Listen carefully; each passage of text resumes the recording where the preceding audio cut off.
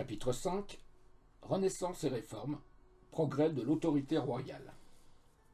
Paragraphe 39. La Renaissance. Après que l'imprimerie fut inventée, les œuvres des anciens Grecs et Romains furent publiées et répandues à un grand nombre d'exemplaires. Alors il sembla que les lettres anciennes renaissaient, et c'est ce qu'on a appelé la Renaissance. Les écrivains au XVIe siècle imitèrent les écrivains de l'Antiquité. Au même moment, les architectes, les sculpteurs et les peintres imitèrent les artistes de l'Antiquité. C'est ce qu'on appelle la Renaissance des arts. La Renaissance commença en Italie et se fit sentir dans toute l'Europe. Au temps de François Ier et de Henri II, on bâtit en France de beaux châteaux et de belles maisons, à la place des châteaux d'autrefois, qui étaient massifs et tristes. Parmi ces châteaux, les plus célèbres sont ceux du Louvre et des Tuileries à Paris, ceux de Chambord, de Blois et de Chenonceau. Le château du Louvre a été construit par l'architecte Pierre Lescot et le château des Tuileries par Philibert Delorme. Paragraphe 40. Artistes, écrivains et savants français. Au temps de François Ier et de Henri II, il y eut de grands sculpteurs qui firent de belles statues pour orner les châteaux et les parcs. Les plus célèbres sont Jean Goujon et Germain Pilon. François Ier fit venir d'Italie des peintres parmi lesquels le célèbre Léonard de Vinci, qu'il logea chez lui et auquel il rendait souvent visite. Au temps de François Ier et de Henri II, il y eut de grands écrivains en prose, comme Rabelais et Montaigne, et des poètes comme Marot et comme Ronsard. Il y eut aussi des savants qui étudièrent la médecine et la chirurgie, comme Ambroise Paré, d'autres le droit, c'est-à-dire la science des lois, d'autres les langues anciennes. Les hommes de ce temps-là étaient avides de s'instruire.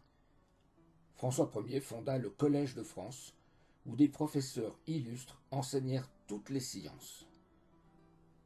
La devise du Collège de France est « Docet omnia », c'est-à-dire « enseigne tout ». Paragraphe 41. La Réforme. Au temps où François Ier régnait, un moine allemand, appelé Luther, prêcha et écrivit en Allemagne contre le dogme enseigné par l'Église catholique et contre la mauvaise conduite et les richesses du clergé, qui possédait en Allemagne comme en France de grands domaines. Il demanda une réforme de l'Église. Un assez grand nombre de princes allemands et de villes allemandes se séparèrent de l'Église catholique et formèrent une Église nouvelle, l'Église luthérienne. En France, un prêtre nommé Calvin fit ce que Luther avait fait en Allemagne. Beaucoup de nobles et de bourgeois se séparèrent aussi de l'Église catholique. On les appela les réformés, ou bien les protestants, ou encore les calvinistes. Aujourd'hui, nous avons la liberté de conscience. Mais jadis, les rois pensaient avoir le droit d'obliger leurs sujets à professer la même religion qu'eux-mêmes. Comme les calvinistes ne voulurent pas se soumettre à la volonté des rois, ils furent persécutés et se révoltèrent. Ce fut un très grand malheur, car les guerres civiles, c'est-à-dire les guerres que les Français firent à d'autres Français, affaiblirent la France. L'autorité royale sous François Ier et Henri II. La guerre civile ne commença pas sous le règne de François Ier, ni sous le règne d'Henri II, car les protestants n'étaient pas assez nombreux pour se révolter, et ces deux rois étaient trop puissants. Il n'y avait plus un seul seigneur capable de résister au roi de France.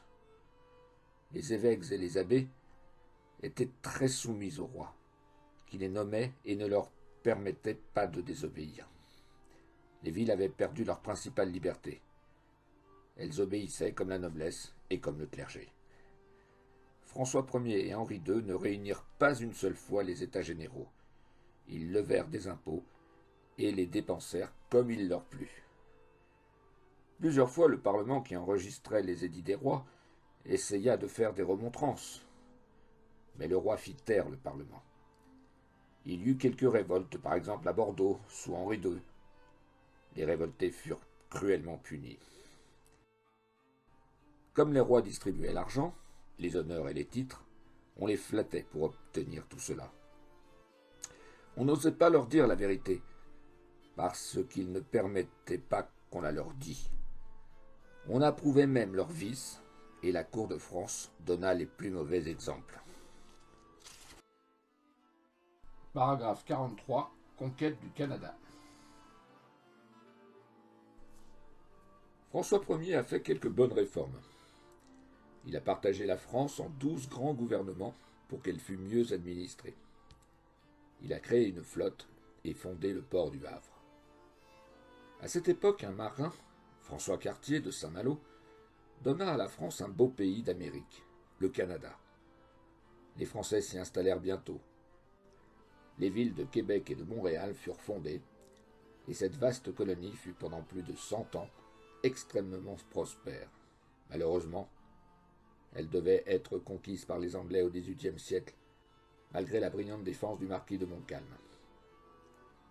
Les Canadiens, qui ont conservé la langue française, sont restés encore aujourd'hui profondément attachés à notre pays.